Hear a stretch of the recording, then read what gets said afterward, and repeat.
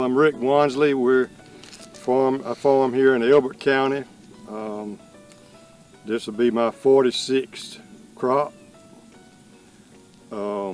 Since you were here in June, finally got the last little dab planted on June the 6th.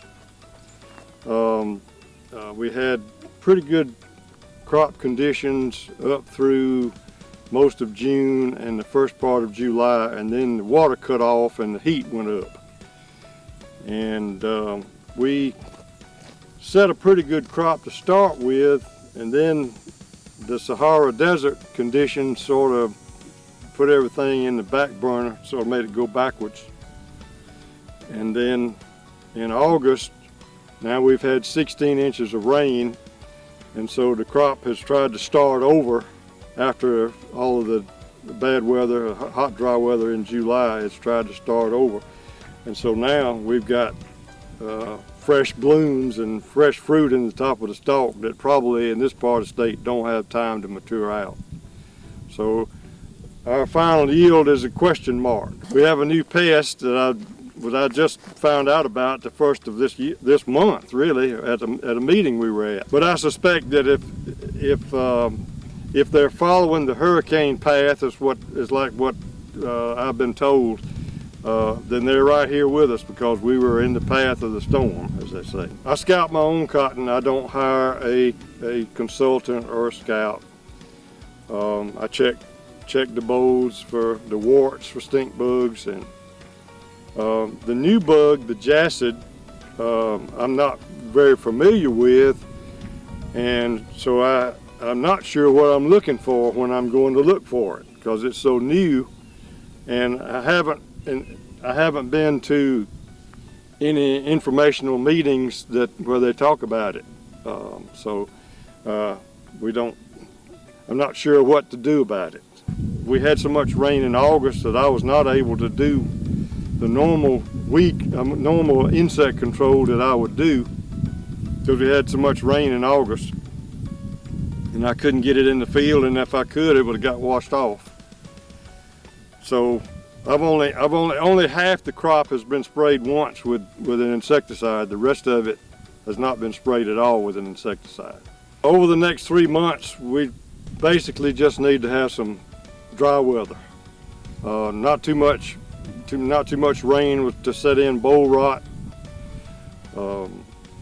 Maybe a few showers along the way just to keep enough moisture in the ground to mature the bolls.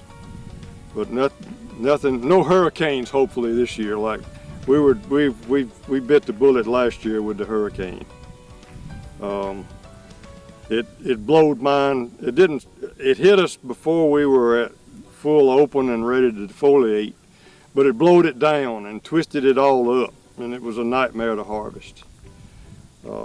I don't relish the thought of having to go through that again.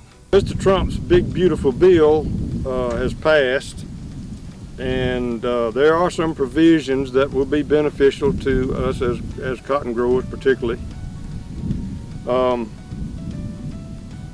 Whether or not they make the difference between profit and loss remains to be seen. Hopefully it will be enough to keep most growers in business until the market can improve. We may have to have some extra assistance, particularly those of us who suffered through the hurricane last year. We've had trouble overcoming some of that damage and loss. Any congressional action that would help to increase the consumption of cotton in the United States would be a big plus to the growers.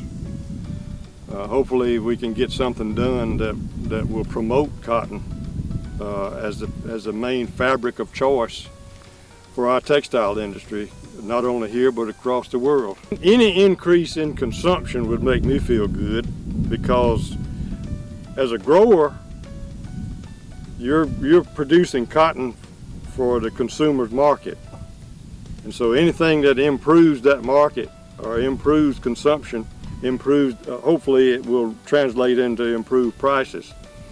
And unless we get an improved price in a very short-term period, we're going to see the cotton infrastructure across the state and across the country suffer, because a 66-cent market is not sustainable.